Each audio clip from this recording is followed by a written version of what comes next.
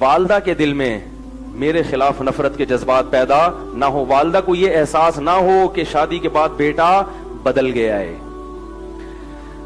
ماں کے دل پہ آرے چلتے ہیں. جب بیٹے کی دلہن آتی ہے, وہ کہتی ہے میں نے اپنی چھاتی سے لگا کے جوان کیا, ساری زندگی روٹیاں پکا پکا کے کھلاتی رہی اس کو. کیسا منظر ہوتا ہے آپ دیکھو. گھر میں کوئی ماسی رکھو نا, کوئی ملازم رکھو, 3 دن کھانا پکائے گا, پیسے مانگنے آ جائے گا. نگرانی کرنی پڑتی ہے تمیز سے کام کر رہا ہے کہ نہیں کر رہا. کیسی رب روٹیاں پکانا شروع کی اس نے, بچپن سے کھلاتے کھلاتے بڈھی ہو گئی. 1 روپیہ بھی اس خدمت کا بولو بھائی نہیں مانگتی. وہ کیسے صبح صبح تیار کر کے بچوں کو اسکول بھیجتی ہیں. پھر فکر ہوتی ہے ٹائم پہ پہنچا یا نہیں پہنچا, ایک طویل عرصہ لگتا ہے اس میں. ٹوٹ کے محبت کرتی ہے. اسے پتا ہے کہ میری زندگی میں ایسی محبت یہ کسی اور کو نہیں دے گا, ایسی جذباتی. جب دلہن آتی ہے تو ماں کو یہ احساس ہوتا ہے کہ میں پرانی ہوں اور یہ کیا ہے, نہیں ہے. اس وقت اولاد کی ذمہ داری ہے کوئی ایسا عمل ماں کے سامنے نہ کریں جس سے ماں کو یہ احساس ہو کہ یہ بیٹا شادی کے بعد بولو بھائی بدل گیا ہے. اس لیے اپنی آنے والی بیگم کو بتا دیا کرو کہ بند کمرے میں محبت کی باتیں کریں گے. بند کمرے میں کہوں گا تمہارے لیے چاند, اب وہ تو یہ کرے گا ہی نہیں, وہ تو ایزی لوڈ شادی سے پہلے ہوتا ہے, اب تو ویسے ہی بدل جاتا ہے بندہ. تو اس کو بتا دو بیگم بند کمرے میں تم میری معشوقہ ہو, میری محبوبہ ہو. اماں کے سامنے کون ہے پہلے, اماں ہے. اماں کے سامنے میں تمہاری طرف دیکھوں گا بھی نہیں. اماں کے سامنے ہی آئی لو یو, میں تمہارے پہ جان نچھار, میں تمہیں مرتا ہوں, اماں کے سامنے شروع کر دیتے ہیں بات. اماں کے سامنے اسی کی سائڈ, اماں صحیح تو کہہ رہی ہے, اماں یہ تو صحیح کہہ رہی ہے بیگم میری. وہ بیچاری ایسے جیسے تیل کی کڑھائی پہ کوئی جل رہا ہو, ایسے جذبات ہوتے ہیں اس کے.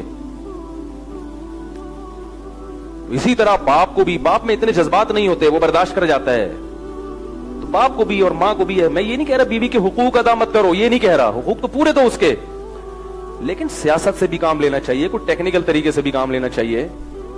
محبت کا یہ کون سا طریقہ ہے کہ آپ ہر تھوڑے دن کے بعد جا رہے ہیں, برگر لے کر آ رہے ہیں, بیگم کے کمرے میں گھس رہا ہے, روزانہ اماں دیکھ رہی ہے.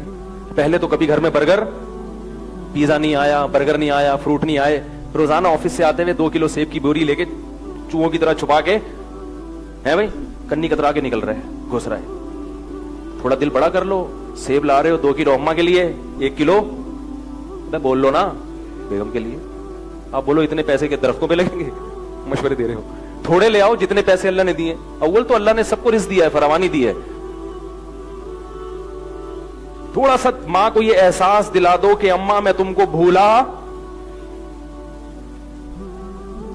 نہیں ہوں, میں بھولا نہیں ہوں, یہ احساس دلا دو باپ کو بھی ماں کو بھی. تو اللہ نے والدین کو ایسا جگر دیا ہے کہ وہ خود آپ سے کہیں گے کہ بیٹا تھوڑا بیگم کو بھی ٹائم دے دیا کرو. ان کو یہ احساس دلاؤ کہ ہم بدلے نہیں ہیں, ہمارے دل میں جتنی محبت آپ کی پہلے تھی وہ محبت اب بڑھ گئی ہے, کم نہیں ہوئی ہے. یہ احساس دلانا پڑتا ہے. آج کل ایک صاحب نے کہا میری شادی ہوئی, میں فروٹ لے کے جاتا ہوں, میری اماں کو تکلیف ہوتی ہے. اماں کو تکلیف ہو رہی, میں اپنی بیوی کو کھلا رہا ہوں. میں نے کہا اماں کو اس سے تکلیف نہیں ہو رہی, تو اپنی بیوی کو کھلا رہا ہے. اماں کو تکلیف ہو رہی ہے کہ مجھے تو کبھی نہیں کھلایا, بیگم آئی ہے تو اب خربوزے بھی آ رہے ہیں اور تربوز بھی آ رہا ہے. سمجھ میں نہیں آ رہی بات. اور میں نے کہا الگ لے جا کے کمرے میں بیگم کے ساتھ کھاؤ ہی نہیں, اماں کے ساتھ بیٹھو, بیگم کو بولو آ جاؤ. بیگم کہے گی میں تو آئی ہوں قربانی دے کے, تو بیگم سے بولو تمہارا ٹائم 9 بجے کے بعد شروع ہو جائے. سوؤں گا میں اماں کے ساتھ نہیں, سوؤں گا میں بولو نا تمہارے ساتھ. اماں اگر سونے بھی نہیں دے رہی, پھر اماں کو تھوڑا سا سمجھاؤ یار اماں اتنا نہیں. اگر اماں کہہ رہی کہ سو بھی کس کے ساتھ, پھر اماں سے بولو اماں آپ بھی تو رخصت ہو کے آئی تھی, اگر آپ بھی اپنی اماں کے ساتھ ہی سوتی رہتی, آگے معذوف ہے.